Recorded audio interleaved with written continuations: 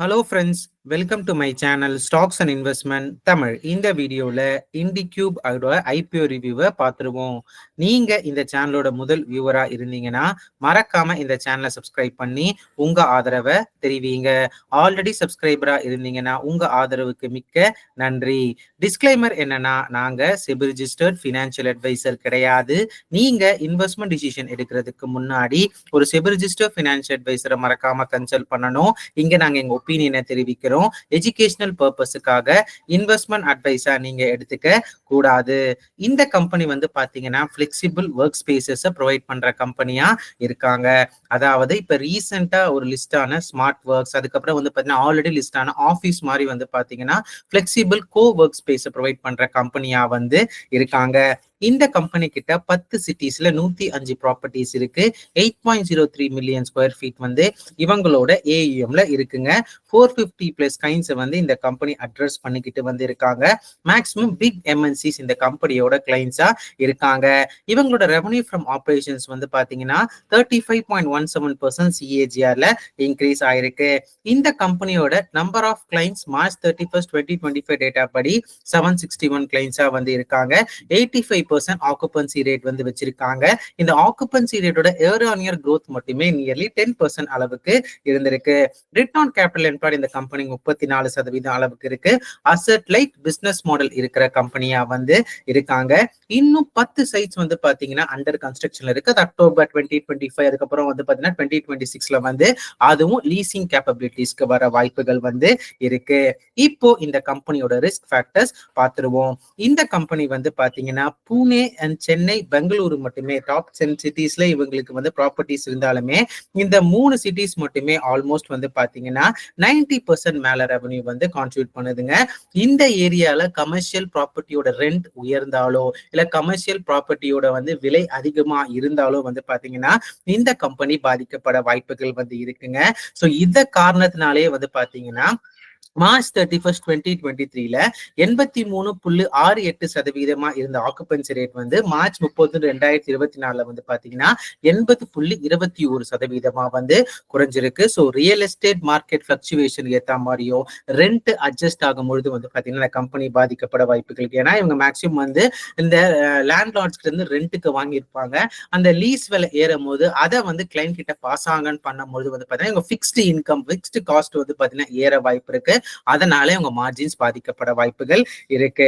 Loss making கம்பெனியா வந்து இருக்காங்க. அதுவும் ஆபரேஷனல் லெவல்லே வந்து லாஸ் மேக்கிங் கம்பெனியா இருக்காங்க. இந்த கம்பெனி இந்த லீஸ் சர்வீசஸ் மட்டும் இல்லாம சில வேல்யூ ஆடட் சர்வீசஸும் வந்து ப்ரொவைட் பண்ணிட்டு இருக்காங்க. அந்த வேல்யூ ஆடட் சர்வீசஸும் வந்து பாத்தீங்கன்னா கடந்த 3 வருஷத்துல இவங்க நினைச்சு பார்த்த அளவுக்கு வந்து growth காமிக்கலங்க. ஆல்மோஸ்ட் 11% ஸ்டாக்னண்டா வந்து இருக்கு. பிளஸ் இவங்களோட எக்ஸ்பென்சஸ் வந்து பாத்தீங்கன்னா fixed expenses. So more on more இவங்க கிளைண்ட் ஆட் பண்ணி அந்த ரெவன்யூ இன்க்ரீஸ் ஆனா மட்டும்தான் வந்து இவங்க ரெவன்யூ மார்ஜின்ஸ் இம்ப்ரூவ் ஆக வாய்ப்புகள் இருக்கு. இந்த ஆக்குபன்சி ரேட் வந்து டிசைட் பண்ண போறது இல்லை. ஏன்னா இந்த லேண்ட்லார்டுக்கு எடுத்து வைக்க வேண்டிய அமௌண்ட் வந்து இவங்க கண்டிப்பா வருஷம் எடுத்து வைக்க வேண்டியது வந்து இருக்குங்க. இப்போ இந்த கம்பெனியோட வேல்யூவேஷன்ஸ் வந்து பாத்தீங்கன்னா இபிஎஸ் நெகட்டிவா இருக்கனால நெகட்டிவ் பி/ஏ வந்திருக்கு. இவங்க பியர்ஸ் ஆனது ஸ்மார்ட் ஒர்க்கிங் கோர்பேஸ் ஆல்ரெடி வந்து பாத்தீங்கன்னா ஒரு நெகட்டிவ் பி/ஏ, ஆஃபீஸ் வந்து ஒரு 100 டைம்ஸ் earningsல வந்து இருக்காங்க. ஸோ நம்ம மிஸ்டர் மார்க்கெட் வந்து பாத்தீங்கன்னா ரொம்ப லார்ஜர் எக்ஸ்பெக்டேஷன் இந்த கோ ஒர்க்கிங் ஸ்பேஸ்க்கு இவ்வளவு வேல்யூவேஷன்ஸ் வந்து கொடுத்திருக்காங்க. ஸ்மார்ட் ஒர்க்கிங் ஸ்பேஸ் வந்து பாத்தீங்கன்னா இப்போ இருக்க ஒரு 7% அளவுக்கு தான் வந்து ஒரு லிஸ்டிங் கெயின்ஸ் வந்து இருக்குங்க. ஜிஎம்பி இந்த கம்பெனிக்கு 16.88%, 40 ரூபாய் ஒரு ஷேருக்கு லிஸ்டிங் தர வாய்ப்பு இருக்குன்னு சொல்லி இப்போ இருக்கிற மார்க்கெட் கண்டிஷனுக்கு வந்து காட்டுது. இந்த கம்பெனியோட ஐபிஓ டீடைல்ஸ் வந்து பாத்தீங்கன்னா ஜூலை 23, 2025 டு ஜூலை 25, 2025 இருக்கு. Face value ₹1 per share. Issue price band 225 ரூபாய், 237 ரூபாய் ஒரு ஷேர் இருக்கு. லாட் சைஸ் 63 ஷேர் இருக்கு. ஃப்ரெஷ் இஷ்யூ இருக்கு. ஆஃப் ஆஃப் சேல் இருக்கு. ஆஃப் ஆஃப் சேல் 650 கோடி இருக்கு. அதாவது ஆஃப் ஆஃப் சேல் 50 கோடி இருக்கு. ஃப்ரெஷ் இஷ்யூ 650 கோடி வந்திருக்கு. எம்ப்ளாய் டிஸ்கவுண்ட் 22 ரூபாய் அளவுக்கு இருக்குங்க. இப்போ இந்த கம்பெனியோட கன்க்ளூஷன்ஸ் பார்த்துருவோம். ஸோ இந்தியாவோட பிளெக்சிபிள் ஒர்க் ஸ்பேஸ் இண்டஸ்ட்ரி மட்டுமே 15 to 20% சிஏஜிஆர்ல இன்க்ரீஸ் ஆக வாய்ப்பு இருக்குன்னு சொல்லி எதிர்பார்க்கப்படுது. இது இந்த கம்பெனிக்கு வந்து பாசிட்டிவ். அது மட்டும் இல்லாம இந்த hybrid work culture, startups, எஸ்எம்இஸோட வளர்ச்சி, அதுக்கப்புறம் வந்து பாத்தீங்கன்னா இந்த cost cost efficient manage office. அதாவது எனக்கு ஒரு பெரிய பில்டிங் வேணாம், எனக்கு ஒரு 50 ஸ்பேசஸ் வந்து போதும், ஒரு 100 ஸ்பேசஸ் வந்து போதும். அந்த மாதிரி நிறைய கம்பெனிஸ் மூவ் ஆன் ஆகுறது வந்து பாத்தீங்கன்னா இந்த மாதிரி கம்பெனிக்கு பெனிஃபிட். அதே மாதிரி டயர் 2 சிட்டிஸ்ல வந்து ஐடி கம்பெனிஸ் வந்து ஓபன் பண்றாங்க வந்து பாத்தீங்கன்னா அட்லீஸ்ட் பிபிஓ, கால் சென்டர்ஸ், அதுக்கப்புறம் சம் டெவலப்மெண்ட் ஹப்லாம் வந்து டயர் 2 சிட்டிஸ்ல ஓபன் பண்றாங்க பாத்தீங்களா. சோ அது வந்து இந்த மாதிரி கம்பெனிஸ்க்கு வந்து ஒரு நல்ல பாசிட்டிவ் ஆஸ்பெக்டா வந்து இருக்குதுங்க. சோ இந்த கம்பெனி இருக்கிற இண்டஸ்ட்ரி வந்து பாத்தீங்கன்னா ஒரு நல்ல growth இருக்கிற இண்டஸ்ட்ரியா வந்து இருக்காங்க.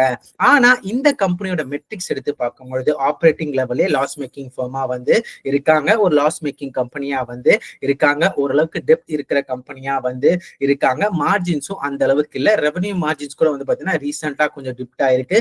ரியல் எஸ்டேட் மார்க்கெட் பிரைசஸும் இந்த கம்பெனியை கொஞ்சம் பாதிக்க இருக்கு. ஸோ கரண்ட் மெட்ரிக்ஸை பொறுத்த வரைக்கும் சரி, அதுக்கப்புறம் கரண்ட் வேல்யூவேஷன்ஸ் நெகட்டிவா இருக்கிறதும் ஒரு பொறுத்தும் சரி, இந்த கம்பெனியை இப்போதைக்கு ரிஸ்க் இன்வால்விங் ஐபிஓவா வந்து நான் பாக்குறேன்.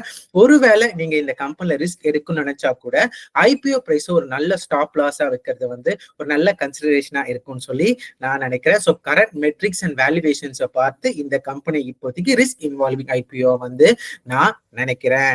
இதெல்லாமே வந்து பாத்தீங்கன்னா என்னோட பர்சனல் வியூ. நீங்க இந்த மாதிரி ஐபிஓலயோ ஸ்டாக்லயோ இன்வெஸ்ட் பண்றதுக்கு முன்னாடி ஒரு தடவை உங்க ஃபினான்ஷியல் அட்வைசரோ இல்ல செபிரிஜிஸ்டர் ஃபினான்ஷியல் அட்வைசரோ மறக்காம கன்சல்ட் பண்ணுங்க. நான் செபிரிஜிஸ்டர் ஃபினான்ஷியல் அட்வைசர் வந்து கிடையாது. இந்த வீடியோ உங்களுக்கு பிடிச்சிருந்தா லைக் பண்ணுங்க, ரெகுலர் வீடியோ அப்டேட்டுக்கு பெல் ஐகானை கிளிக் பண்ணுங்க, மறக்காம stocks and investment Tamil channel subscribe பண்ணுங்க. தேங்க்ஸ் ஃபார் வாட்சிங் stocks and investment Tamil channel.